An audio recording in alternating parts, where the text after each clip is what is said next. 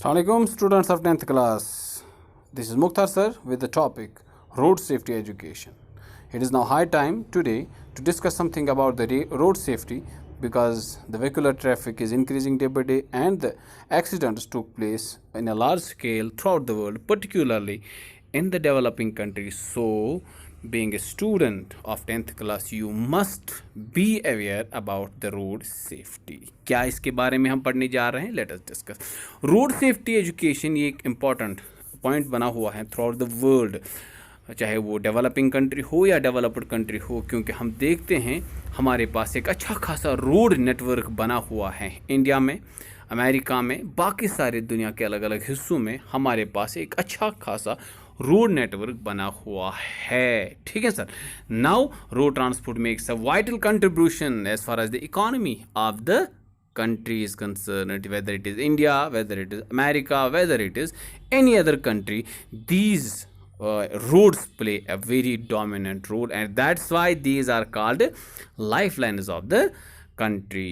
Okay, तो इनके बारे में हम पूरी तरह से जानकारी जब हम रखेंगे तो हमें पता चलता है. When we look at these roads, do they only help us in developing economies? क्या वो हमारी मदद सिर्फ क्या बोलते हैं इसको, इकोनॉमीज़ को डेवलप करने में करती हैं, या इसके साथ कुछ ड्रॉबैक्स भी जुड़े हुए हैं? Let us discuss them. According to WHO, world health organisation, लगभग 1.2 मिलियन लोग अराउंड द वर्ल्ड अपनी जानें खो देते हैं ट्रैफिक इसके रोड एक्सीडेंट्स की वजह से. हैं, तो it is now very important point to mention, it is now very important point to remember hair that at least 1.2 million people, not a joke sir, lost their lives due to road accidents. And this death toll, when we compare it in both developing and developed countries, तो इस 1.2 million में से ज़्यादातर लोग developing countries में मरते हैं या एक्सीडेंट्स होते हैं. अब उसके पीछे कारण बहुत सारे हैं. वहाँ के रोड ट्रैफिक अच्छे नहीं हैं, वहाँ पर अकाउंटेबिलिटी नहीं है, वहाँ पर रोड यूज़र्स जो होते हैं उनको पूरी तरह से अवेयरनेस नहीं दी जाती हैं, और इन मरने वालों में से मोटरसाइकिलिस्ट, पैसेंजर्स, पेडेस्ट्रियंस, पैदल चलने वाले लोग या बाकी सारे लोग रहते हैं. ठीक है सर. अब ये पहली बात. दूसरी बात, मैंने ऑलरेडी कहा है कि रोड्स जो है ये दिन ब दिन बढ़ते हैं, इनकी जो है लेंथ बढ़ रही है, और at the same time very important point to remember here that road accidents are increasing. बढ़ रहे हैं सर, बहुत तादाद में बढ़ रहे हैं. कारण हम आगे जाके डिस्कस करेंगे. लेकिन lack of professionalism and accountability, अगर आपको पकड़ रहेगी सर, मतलब आपको पूरी तरह से उस चीज़ के लिए जो आप करने जा रहे हैं उसके बारे में पूछ-गछ होगी. आप अगर गलती कर रहे हैं तो जब आपको पकड़ा जाएगा तो आप गलती करने से पहले 1000 बार सोचेंगे. But when we look at this road, when we look at the traffic rules and the punishments जो उनको दी जाते हैं वायलेट करने वाले लोगों के हवाले से, वो कितने नरम हैं, वो कितने कमज़ोर हैं डेवलपिंग कंट्रीज़ में, ये हमको पता है. और यही कारण है one of the most important drawback जो इन डेवलपिंग कंट्रीज़ के हवाले से हैं, या रोड एक्सीडेंट्स के हवाले से हैं, या लॉज के हवाले से, वो ये है कि वहाँ पर अकाउंटेबिलिटी नहीं है, प्रोफेशनलिज्म नहीं है. रोड को इस्तेमाल करने वाले बिल्कुल लापरवाही से रोड इस्तेमाल करते हैं, चलने वाले लापरवाही से चलते हैं. तो अकाउंटेबिलिटी और लापरवाही ही सबसे बड़ा कारण है रोड एक्सीडेंट्स का. और हिंदुस्तान की बात करें sir, let us look at the figures. At least 5 lakh accidents टूक place every year in India, और इसमें कितने, लगभग 1.5 लाख लोग मर जाते हैं. बाप रे बाप, ये बहुत अजीब है सर कि आप उस चीज़ का इस्तेमाल करो जो आपको फ़ायदा देता है सर, इसमें कोई शक नहीं. लेकिन at the same time we must aware about the other side, other face of that very thing.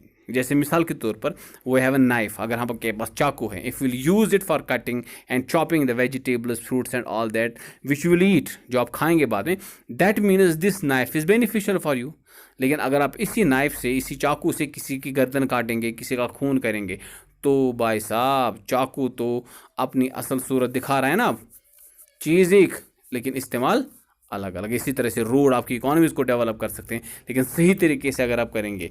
लेकिन अगर गलत तरीके से करेंगे तो यह आपके जान के लाले भी पड़वा सकता है. सो हमें चाहिए, it is now high time कि हमारे पास जो रूल्स एंड रेगुलेशंस बने हुए हैं as per motor vehicle act 1988, हमें उनको मॉडिफाई करना है, अमेंडमेंट उसमें लानी है, ताकि उन रोड जो एक्ट्स हैं उनको इतना स्ट्रॉन्ग और पावरफुल बनाया जाए, उनमें अमेंडमेंट्स लाए जाए, ताकि हमारे पास ये रोड एक्सीडेंट्स का जो चक्कर है वो बहुत हद तक ख़त्म हो जाए। ये आप देख सकते हैं फोटोग्राफ के ज़रिए से किस तरह से एक ट्रैफिक पुलिस वाला जो है, how a traffic police man is helping the little children to cross the road, हैं ओके। और इसी तरह से हम देख सकते हैं कि one of the most important point यहाँ पर जो मैं आपके साथ डिस्कस कर रहा हूँ कि सबसे ज़्यादा जो रोड एक्सीडेंट्स का शिकार होते हैं वो होते हैं बच्चे, इसमें कोई शक नहीं है भाई साहब। हाँ, childrens whether it is developed countries और developing countries, these childrens are vulnerable to the road accidents. बहुत सारे कारण रहते हैं, there are numerous reasons behind why children are prone to or vulnerable to road accidents। इसमें हम discuss करेंगे अभी कि क्यों बच्चे ज़्यादातर रोड एक्सीडेंट्स का शिकार हो जाते हैं। इसमें एक होता है कि ये अपने इर्द गिर्द जो इनका एनवायरनमेंट रहता है उससे बेखबर रहते हैं, बिल्कुल लापरवाह, लैक ऑफ एक्सपीरियंस रोड को कैसे इस्तेमाल करना है, उस वजह से भी एक्सीडेंट हो जाता है।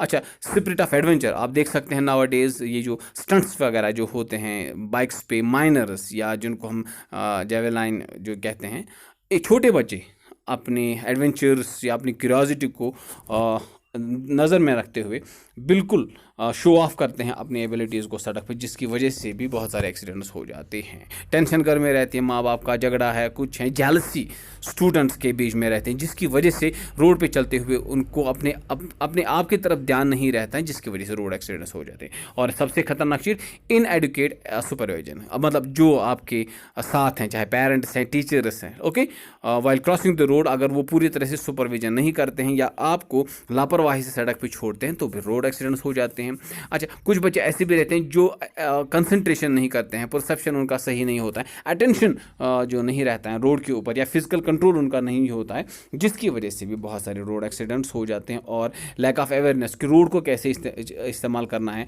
How to use the road, हैं ये उनको पता नहीं होता है, ट्रैफिक सिग्नल्स के बारे में उनको पता नहीं होता है, उसकी वजह से भी एक्सीडेंट्स होते हैं। और ख़तरनाक जो है वो होता है poor behaviour pattern in the traffic environment, जो हमारा जो ट्रैफिक एनवायरनमेंट में इसमें इतनी मतलब घटिया तरीके से ट्रैफिक बिहेवियर एनवायरनमेंट रहता है, जिसकी वजह से ये बच्चे अक्सर इस चीज़ का शिकार हो जाते हैं। और these are some of the major points behind why childrens are vulnerable to road accidents, okay.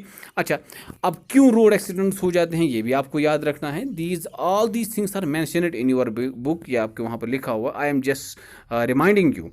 एक तो होता है कि बहुत यार आपने गाड़ी का स्टीयरिंग हाथ में लिया नहीं, बूम 200 की स्पीड से 150 की स्पीड से 100-150 की स्पीड से आप गाड़ी चलाना शुरू कर देते हैं और ये स्पीड लिमिट आप क्रॉस करते हैं, जिसकी वजह से फास्ट ड्राइविंग या जिसको हम रेकलेस ड्राइविंग कहते हैं, इसकी वजह से भी एक्सीडेंट्स हो जाते हैं। Using mobile phone while driving, अच्छा अक्सर आपने देखा होगा, you may have seen the drivers these personal जो आपके गाड़ी रहती हैं, अपनी गाड़ी रहती हैं या पैसेंजर जो गाड़ियाँ रहती हैं, जो ड्राइवर साहबान रहते हैं वो अक्सर मोबाइल फ़ोन इस्तेमाल करते हैं ड्राइविंग के टाइम पे, जो एक ख़तरनाक काज बना हुआ है थ्रू आउट द वर्ल्ड। किसके हवाले से? शाबाश, वेरी गुड, रोड एक्सीडेंट्स के हवाले से। तो स्पीडी ड्राइविंग या जिसको हम कह सकते हैं रेकलेस ड्राइविंग भी आगे जाके इसको हम कह सकते हैं, या यूजिंग मोबाइल फ़ोन्स, ये दो इंपॉर्टेंट फैक्टर्स हैं एक्सीडेंट्स के। इसके अलावा ड्राइविंग करते समय आप खाएंगे पिएंगे, हाँ म्यूज़िक बहुत ज़ोर से सुनेंगे, जिसकी वजह से भी एक्सीडेंट्स होते हैं। अच्छा, कभी कभी ऐसा होता है कि आपने नींद कम की होती हैं, जो ही आप गाड़ी पे सवार होते हैं, ठीक है सर, आप एकदम से नींद में पड़ जाते हैं और नींद में पड़ने से भी एक्सीडेंट्स हो जाते हैं। अच्छा, शराब पी के ड्राइविंग करना, इससे भी रोड एक्सीडेंट्स हो जाते हैं। रबर नेकिंग जिसको हम बोलते हैं, बार बार आगे फ्रंट जो गिलास रहती हैं आगे सड़क पे नज़र रखने के बजाय आप दाएं बाएं सड़क पे नज़र डालते हैं, इधर इधर गर्दन दौड़ाते रहते हैं, जिसकी वजह से भी बहुत सारे एक्सीडेंट्स हो जाते हैं। Another important factor behind the accidents is defective automobile, घटिया ख़राब, हाँ बाबा आदम के ज़माने के आप ऑटोमोबाइल चलाएंगे, उसके ऑटोमोबाइल पार्ट जो रहते हैं अगर वो भी ख़राब होंगे तो उसकी वजह से भी एक्सीडेंट हो जाते हैं। डिफेक्टिव ऑटोमोबाइल्स या ऑटोमोबाइल पार्ट जो होते हैं अगर वो ख़राब रहेंगे उसकी वजह से भी एकदम से एक्सीडेंट्स होते हैं। आपने कोई घटिया सा बेयरिंग इस्तेमाल किया होगा जब आप स्पीड ड्राइविंग कर रहे हैं, तेज़ गाड़ी चला रहे हैं, एकदम से आपका टायर जो है खुदा ना खास्ता जो है मेन हब से निकल जाएगा और आप उल्टे हो जाएंगे और आपका एक्सीडेंट हो सकता है। ठीक है सर, इस तरह से डिफेक्टिव रोड्स या कंस्ट्रक्शन जो रोड्स की हैं अगर वो सही तरीके से नहीं की गई हैं, ख़राब रोड्स हैं या कंस्ट्रक्शन जो है रोड्स की वो सही तरीके से नहीं, इससे भी बहुत ज़्यादा एक्सीडेंट्स का खतरा रहता है। और पुअर वेदर कंडीशन, हाँ, आप कभी स्नो पे या कभी जो है बारिश में किसी स्लोपी रीजन में मड कीचड़ वगैरह में फंस जाते हैं। ठीक है सर, इसी तरह से तेज़ बारिश में स्नो में भी बहुत हद तक एक्सीडेंट होने का खतरा रहता है। तो what are the ways through which we can prevent this accidents, किस तरह से हम इन एक्सीडेंट्स को रोक सकते हैं? इसमें बहुत सारे लोग बहुत सारी एंगल्स इस्तेमाल करके या उनको समझ के हम समझ सकते हैं कि वाकई में किस तरह से हम जो है इन एक्सीडेंट्स को रोक सकते हैं। एक तो इसमें पुलिस का अच्छा खासा रोल प्ले होता है, सिविल सोसाइटीज़ का, ड्राइवर साहिबान का, पॉलिसी फॉर्म जो होते हैं फॉर्मुलेटर्स जो होते हैं, इस तरह से टीचर्स भी अपना रोल प्ले कर सकते हैं, और people who represents the people, जो हमारे जो मिनिस्टर साहिबान हैं, उनकी मदद से भी हम इन रोड एक्सीडेंट्स को बहुत हद तक कम कर सकते हैं। अगर हम ट्रैफिक पुलिस की बात करेंगे, इनके पास जो रूल्स एंड रेगुलेशंस हैं वो बहुत सख्ती से अगर ये इंप्लीमेंट करेंगे या उनके ऊपर लोगों को चलवाएंगे ज़बरदस्ती, तो रोड एक्सीडेंट्स कम हो जाएंगे। इसी तरह से जो हमारे पास रिप्रेजेंटेटिव्स रहते हैं, मिनिस्टर साहिबान रहते हैं, they must pass certain strict laws, और उसके बाद it is their duty to ensure implementation of such laws. एक तो लॉ बनाना, स्ट्रिक्ट लॉज बनाना, नंबर सेकंड इम्प्लीमेंटेशन, ये पीपल्स रिप्रेजेंटेटिव्स का रोल बन सकता है उनकी मदद से, और ये जब चीज़ें हो जाएंगी तो वाकई में रोड एक्सीडेंट कम हो जाएंगे। सिविल सोसाइटीज़ हमारी रहते हैं, उनको ऑर्गेनाइज करनी चाहिए वो कैंप्स हैं, लोगों को मोटिवेट करना चाहिए, उनको लोगों को समझाना चाहिए कि वाकई में हमें कैसे रोड्स का इस्तेमाल करना है, और इससे भी बहुत हद तक हम रोड एक्सीडेंट्स को कम कर सकते हैं। हमारे पास जो पॉलिसी फॉर्मुलेटर्स रहते हैं, पॉलिसी मेकर्स रहते हैं, it is their duty to aware the people regarding the how to use these roads हैं। उनके इसी तरह से पॉलिसी मेकिंग जो उनकी रहती है, इम्प्लीमेंटेशन ऑफ पॉलिसीज जो रहते हैं अलग अलग डिपार्टमेंट्स की तरफ से, वो उनका हक बनता है। उनको चाहिए कि वो इस तरह से लोगों को अवेयर करें, पॉलिसीज़ को इम्प्लीमेंट कराए, पॉलिसीज़ को बनाएं, ताकि वो अच्छी तरह से लोगों तक वो पहुंचा के उनको रोड एक्सीडेंट से बचाने में काम कर सके। At the same time nowadays teachers can play very important role avoiding the these road accidents. उनको पहले हमें क्या करना है, हमें टीचर्स को ट्रेन करना है। ठीक है, हमें उनको समझाना है कि रोड सेफ्टी एजुकेशन क्या होती है। बहुत सारी इन्फॉर्मेशन जो इस रोड सेफ्टी एजुकेशन के हवाले से हैं, हमें उनको देनी चाहिए करिकुलम के दौरान, ट्रेनिंग पीरियड के दौरान हमें उनको वो देनी चाहिए, ताकि वो स्कूल्स में जाके बाज़ाब्ता अपने स्टूडेंट्स को वो सारी चीज़ें बताएं, ताकि वो भी कल जाके जब रोड इस्तेमाल करने लगे वो उसको सही तरीके से कर पाएँ। इसी तरह से ड्राइवर्स जो रहते हैं उनको अवेयर करना है। ठीक है सर, उनको ऐसे लॉज बना के देने हैं ताकि वो डरें इन रूल्स एंड रेगुलेशंस को वायलेट करने के हवाले से। नंबर सेकंड, उनको हमें मोटिवेट करना है कि किस तरह से वो वाकई में रोड्स का इस्तेमाल कर सकते हैं। अच्छा sir, road safety motor vehicle जो अमेंडमेंट बिल 2016 में आई थी, इसमें बहुत सारी चीज़ें लाई गई, बहुत सारी चेंजेस लाई गई रोड सेफ्टी सिनेरियो के हवाले से, जो कंट्री के हवाले से, क्योंकि 1988 में जो रोड्स थे या उस वक्त जो कंजेशन ऑफ रोड्स थी वो बिल्कुल डिफरेंट थी। उस वक्त जो लॉज बनाए गए वो उस हिसाब से शायद ठीक रहे होंगे, लेकिन आजकल के दौर में उस टाइम के बने हुए रूल्स एंड रेगुलेशंस शायद पूरी तरह से काम नहीं करते हैं। So it is now important to amendment of this bill. तो ये लाई गई। अब इसके की फीचर्स को अगर हम देखें, हमने हिट एंड रन केस का जो किस्सा था, अगर हम किसी को हिट करते थे और भाग जाते थे, वो 2 लाख रुपए से वो जो कंपनसेशन है वो 25,000 से 2 लाख रुपए कर दिया गया। इसी तरह से कंपनसेशन जो रोड एक्सीडेंट के फैटेलिटीज़ की रहती थी वो 10 लाख रुपए कर दी गई थी। ठीक है, अगर कोई स्कूल बस ड्राइवर जो है पकड़ा जाए ड्रिंक करते हुए या ड्रंक होगा, उसने अगर शराब पी के गाड़ी चलाई फिर गड़बड़ कर दी, तो उसको 50,000 रुपये फ़ाइन भरना पड़ेगा, और इसके साथ साथ 3 साल की उसको जेल भी हो सकती हैं, और इसके साथ साथ कैंसिलेशन ऑफ लाइसेंस भी हो सकता है होगा। ये इस बिल में लाया गया। इसी तरह से जो 18 से 25 साल के दरमियान जो ड्राइवर्स होंगे, अगर ऐसे मामले में वो इन्वॉल्व हैं, किसी स्कूल बस को चलाते हैं या ऐसा कोई काम करेंगे, तो उनको जो है 3 लाख रुपए तक का फ़ाइन भरना पड़ेगा। अगर किसी बच्चे की डेथ हो जाती है, और इम्प्रिजनमेंट जो है वो 7 साल तक की हो सकती हैं। और अगर आगे जाके हम देखें, वायलेटिंग ट्रैफिक सिग्नल्स, अगर कोई ड्राइवर 3 बार ट्रैफिक सिग्नल को वायलेट करता है तो उसको 15,000 रुपये तक का जुर्माना और 1 महीने तक की जो है कैंसिलेशन ऑफ लाइसेंस होती हैं, ठीक है सर। इसके बाद इस अमेंडमेंट बिल में अगर हम देखें, ई गवर्नेंस सिस्टम लाया गया। इस ई गवर्नेंस सिस्टम का मतलब क्या है, हम ऑनलाइन लर्निंग लाइसेंस जो आप चाहते हैं वो हासिल कर सकते हैं। अगर आपकी लाइसेंस है, इसका पीरियड जो है इंक्रीज़ करना है, वैलिडिटी इंक्रीज़ करनी है, वो भी आप थ्रू इंटरनेट कर सकते हैं, ठीक है सर। इसी तरह से एजुकेशन क्वालिफिकेशन जो ट्रांसपोर्ट लाइसेंस के हवाले से हैं या बाकी सारे डॉक्यूमेंट्स हैं, वो भी आप अच्छी तरह से ऑनलाइन ही जो है आप पेश कर सकते हैं। अमेंडमेंट जो आई इस 1988 मोटर व्हीकल एक्ट में, इसने फोकस किया रोड सेफ्टी के ऊपर, सिटीजन्स के ऊपर, डेथ टोल को कम करने के ऊपर, और जो ट्रांसपेरेंसी है, ई गवर्नेंस सिस्टम जो है, वो भी इस 1988 के अमेंडमेंट जो बिल लाई गई उसमें देखा गया। अच्छा, इसने जो है सबसे इम्पॉर्टेंट पॉइंट ये रखा गया इस अमेंडमेंट में, ताकि ये मरने का जो शरह है, मरने की जो रफ्तार है, वो कम हो जाए। जो इसमें क्या कहा गया कि जो रोड एक्सीडेंट्स हैं वो बहुत हद तक बाई 2 लाख इसको लाना है, क्योंकि अगर आप देख सकते हैं बहुत ज़्यादा होते हैं। In first 2-3 years there will be 4% GDP improvement.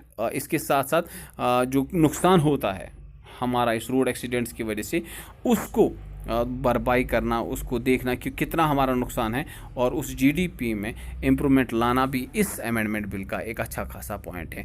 अब जब हम बात करते हैं ट्रैफिक अथॉरिटी की, जो मतलब वो ऑर्गेनाइजेशन, वो लोग, वो एसोसिएशन, वो सिस्टम जो हिंदुस्तान में इस ट्रैफिक सिस्टम को देखता है, जब हम इसकी तरफ नज़र दौड़ाते हैं, when we look at this very system, it is the one of the most largest earning revenue earning department, क्योंकि इसमें बहुत सारा पैसा इन्वॉल्व होता है।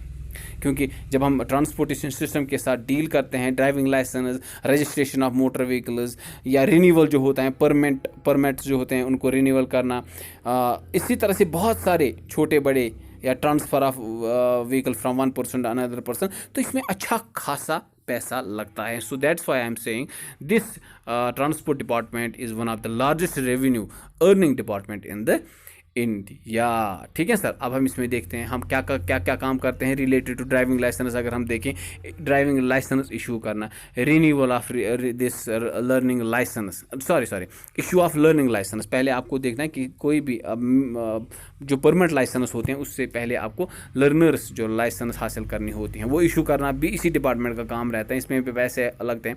इसके बाद रिन्यू करना होता है। अगर आपने टाइम पीरियड के ही दौरान लाइसेंस हासिल नहीं की, तो इसका आप जो रिन्यूअल भी कर सकते हैं। लाइसेंस इशू करना, ड्राइविंग लाइसेंस इशू करना, और ड्राइविंग लाइसेंस को रिन्यू करना, वो भी इसमें आता है, ठीक है सर। इसी तरह से बहुत सारे national international driving licence permits issue करना, ये सब कुछ इसमें आता है। Temporary registration of vehicles, permit registration of vehicles, transfer of ownership. एक ने गाड़ी खरीदी थी, अब वो अपनी गाड़ी दूसरे को बेचता है, तो ऑनरशिप को ट्रांसफ़र करना।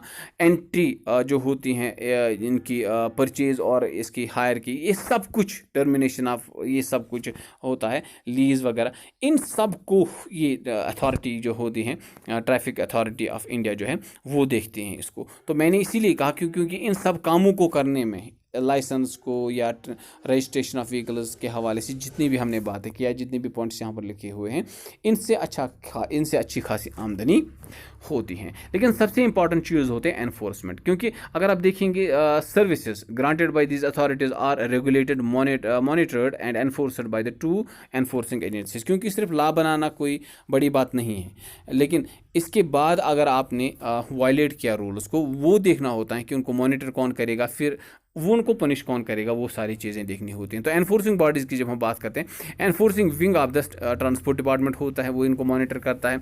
इस तरह से ट्रैफिक पुलिस भी वहाँ पर रहता है, जो इन लॉज एंड रेगुलेशंस को जो बने हुए होते हैं मोटर व्हीकल्स के हवाले से, उनको वो लागू करवाने में अच्छा खासा रोल प्ले करते हैं। तो पेनल्टीज़ की अगर हम बात करें, ट्रैफिक ऑफेंसेज या पेनल्टीज़ की अगर हम बात करें, ये जितने भी कानून बनाए गए हैं ट्रैफिक रूल्स के हवाले से, ये 2 व्हीलर, 3 व्हीलर और 4 व्हीलर, अब जो कि हमारे पास ट्रक्स वगैरह भी रहते, इनके हवाले से ये कानून बनाए गए हैं, और इनके ऊपर ये एप्लीकेबल भी है। यानी कि जब हम बात करेंगे मोटर व्हीकल एक्ट की, तो मोटर व्हीकल एक्ट में जो भी है, वो 2 व्हीलर, 3 व्हीलर और 4 व्हीलर से जितने भी आगे व्हीलर्स रहते हैं, उनके ऊपर ये रूल्स एंड रेगुलेशंस होते हैं। ये रूल्स ऑफ रोड रेगुलेशंस हैं, ठीक है सर। और इनको वायलेट करने वाले को बहुत ज़्यादा पनिशमेंट दी जाती हैं। There are some ways through which we can punish these violators. ठीक है सर, अगर आप अपनी बुक पे भी देखोगे वहाँ पर एक ट्रैफिक ऑफेंस एंड पेनल्टीज़ के हवाले से एक चार्ट दिया गया है। उसमें लिखा गया है कि आपको मिनिमम और मैक्सिमम कितनी पेनल्टी भरनी होगी। मिसाल के तौर पर ड्राइविंग विदाउट हेलमेट, ठीक है सर, अगर आप हेलमेट के बगैर ड्राइविंग करते हैं तो आपको 100 रुपये जुर्माना भरना पड़ेगा अगर आप टू व्हीलर पे जा रहे हैं। तो इसी तरह से वहाँ पर अलग अलग जगहों पे जो है लिखा गया है, वहाँ पर एक बाज़ाब्ता डिटेल दी गई है कि कितनी जो है पेनल्टी आपको भरनी पड़ेगी, आप देखेंगे किताब में।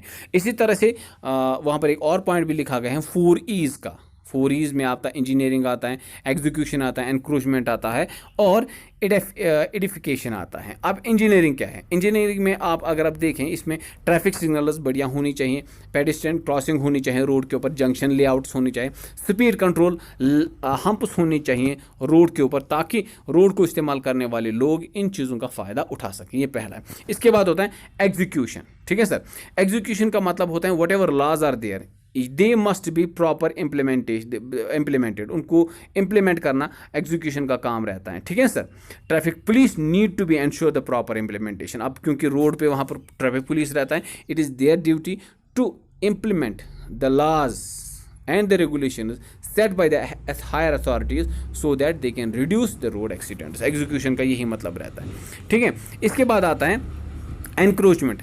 इसमें क्या होता है? Active involvement of the civil societies. Civil society जो रहती है ना हमारी शहरों में रहती है, इनका काम होता है एडुकेट करना रोड यूजर्स को कि किस तरह से हमें रोड इस्तेमाल करना है। It is their duty to change their behaviour regarding the road use. Road को कैसे इस्तेमाल करना है वो उनका काम रहता है। And they can take the help of newspapers, radio, television, magazines, books, leaflets, pamphlets, whatever. These are some of the ways through which these civil societies can aware the people, aware the road users, so that they can reduce the road accidents। ये हो गया encroachment। इसके बाद होता है edification। Edification is simply means road accidents can be prevented by proper knowledge। अरे यार, proper knowledge की ही मदद से जो है हम क्या कर सकते हैं, रोड एक्सीडेंट्स को प्रिवेंट कर सकते हैं। रोड सेफ्टी एजुकेशन प्रोग्राम्स हमें लॉन्च करने होंगे।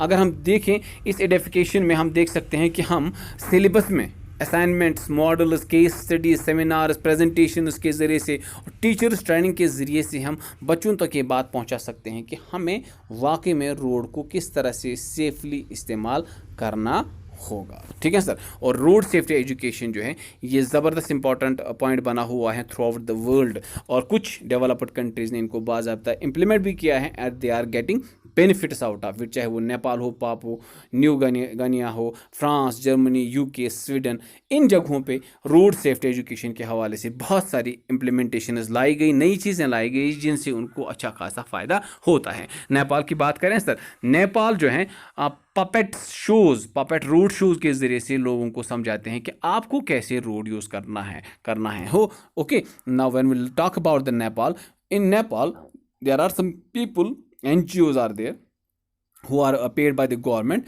they are performing puppet shows वो करते हैं रोड्स पे, जो लगभग 20-30 मिनट का होता है, 20 मिनट का होता है। उनके ज़रिए से वो दिखाते हैं कि आपको रोड का इस्तेमाल कैसे करना है, अगर आप नहीं करेंगे what will be the consequences over there। सो ये लगभग 20 मिनट का रहता है और इसमें हमें सिग्नल्स, रोड, बाकी सारी चीज़ें, रोड को कैसे इस्तेमाल करना है वो सब कुछ इसमें सिखाया जाता है। सो इन Nepal puppet shows playing a very important role as far as making aware जो होते हैं, जो इलिटरेट्स रहते हैं, जो ज़्यादातर वहाँ पर लोग रहते हैं, फीमेल्स, मेल्स वगैरह जो होते हैं, उनको इन पपेट शोज़ के ज़रिए से प्रैक्टिकली दिखाया जाता है कि रोड को कैसे इस्तेमाल करना है। क्योंकि अगर आप पैम्पलेट्स या लीफलेट्स देंगे वो तो पढ़ा लिखा ही पढ़ेगा ना, लेकिन अनपढ़ के लिए रोड के हवाले से बातें पहुंचाने के लिए आप इन चीज़ों का इस्तेमाल कर सकते हैं। अच्छा, इसी तरह से पापुआ न्यू गिनिया में जो है वहाँ पर मैनुअल एक दिया जाता है जिसको रोड स्मार्ट का नाम दिया गया है। इसमें स्कूल चिल्ड्रंस को टारगेट बना के वहाँ पर बातें लिखी गई हैं ताकि वो समझें कि हमें रोड को कैसे इस्तेमाल करना है, तो उसका भी उनका फ़ायदा वहाँ पर मिल जाता है। इसी तरह से स्वीडन में जो है वो क्वालिटी एश्योरेंस करते हैं ट्रांसपोर्ट के हवाले से। क्वालिटी एश्योरेंस उसमें क्या होता है, उनका एम क्या रहता है, ताकि people and goods arrive at the right place at the right time. उससे क्या होता है, इस ट्रांसपोर्ट ये क्वालिटी एश्योरेंस क्या होता है, इससे वो लोगों को और चीज़ों को सही वक्त पे सही जगह पे पहुंचाने का काम करते हैं. There are numerous ways they have used in this Sweden so as far as this quality assurance of transport is concerned, through which they create such atmosphere over there through which the people and the goods arrive at right place at right time. ठीक है sir, ये बहुत मुश्किल है, लेकिन they have used certain ways through which they can achieve such that very goal. अगर हम France की बात करें, उन्होंने प्राइवेट कंपनीज़ को इन्वॉल्व किया है, प्राइवेट कंपनीज़ को फंडिंग वगैरह की है, उनको पैसा दिया है और उनसे उनको अच्छा खासा रोड सेफ्टी रिलेटेड जो है जो होता है बातें या व्हीकल्स के हवाले से, यूज़ ऑफ व्हीकल्स के हवाले से वो लोगों तक वो पहुँचाने में कामयाब हो गए और इस तरह से उन्होंने रोड्स को सही तरीके से इस्तेमाल करना लोगों को सिखाया है. इसी तरह से अगर हम जर्मन ट्रैफिक सेफ्टी काउंसिल की बात करें, runs as one day training course ये वहाँ पर लॉन्च किया जाता है सेफ, इकोनॉमिकल और एनवायरनमेंट फ्रेंडली ड्राइविंग के हवाले से. ठीक है, इससे वो लोगों को समझाते हैं कि किस तरह से हमें रोड का इस्तेमाल करते हैं. इसी तरह से यूनाइटेड किंगडम में बहुत सारे ऐसे मेजर्स इंप्लीमेंट किए गए हैं जिसमें drivers training program, incentive scheme, penalties, accident review, driver monitoring system, driver feedback procedure, इन तरीक़ों से वो रोड्स का सही इस्तेमाल करवाने के लिए बहुत हद तक कोशिशें कर रहे हैं. So there are some countries which we have discussed over here, they have used certain ways to motivate their population, motivate their citizens to use the roads safely, so that this road accidents can be reduced to a large extent. So it is now high time for the government of India to use such these ways so that the number of death tolls and the accidents which took place every single year in India, it is around 1 lakh accident, road accidents, उनको हम reduce करने में किसी हद तक कम कर सकें इन चीज़ों के हवाले से. ठीक है सर, तो ये छोटी मोटी बातें थी इस रोड एक्सीडेंट्स के हवाले से, रोड सेफ्टी के हवाले से. तो मेरी एक नसीहत है, जैसे हमें सिखाया जाता था बचपन में, जब आपको क्रॉस करना होगा रोड तो पहले दाएं देखो, फिर बाएं देखो, फिर दाएं देखो, और अगर आपको कोई गाड़ी नज़र नहीं आ रही है तब जाके आप रोड क्रॉस कर सकते हैं. ये सही है, सही. शो ऑफ नहीं करना है, स्टंट्स वगैरह नहीं करने हैं, अपने साथ जो बड़ा है उसकी बात माननी है रोड क्रॉस करते समय, जेब्रा क्रॉसिंग करनी है. अगर जेब्रा क्रॉसिंग नहीं है, पूरी तरह से इत्मीनान करने के बाद कि गाड़ी दाएं बाएं से नहीं आ रहे हैं, तब आप रोड इस्तेमाल करें. अगर आप गाड़ी चला रहे हैं या बाइक चला रहे हैं, स्पीड लिमिट को देखें, कर्व आ रहे हैं, ब्लाइंड कर्व आ रहे हैं, वहाँ पर आप बहुत अच्छी तरह से कोशिश करें ताकि एक्सीडेंट ना हो. अगर आप सेफ ड्राइविंग करेंगे उससे आपकी जान भी बचेंगी और दूसरे की भी जान बचेंगी. तो रोड इस्तेमाल करना आपका हक बनता है, लेकिन रोड को सही तरीके से इस्तेमाल करना ये आपका फ़र्ज़ है. ठीक है सर. इसी तरह से दूसरे को रोड के ऊपर चलते हुए आप तकलीफ़ ना पहुंचाएं.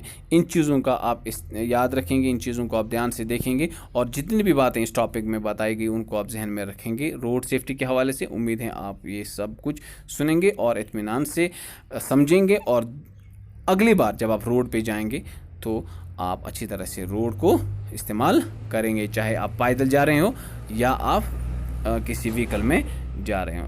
तो अगले वीडियो तक के लिए खुदा हाफिज़, अस्सलाम वालेकुम.